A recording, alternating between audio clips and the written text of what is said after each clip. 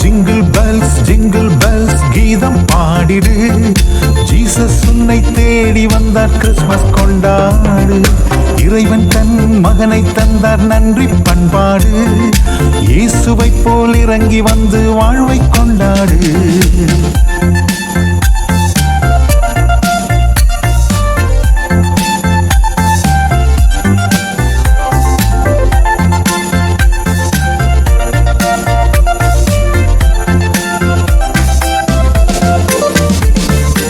ஏழை மக்களின் ஏழ்மை போக்கிட இயேசுவை போல ஏக்கம் கொண்டேனே.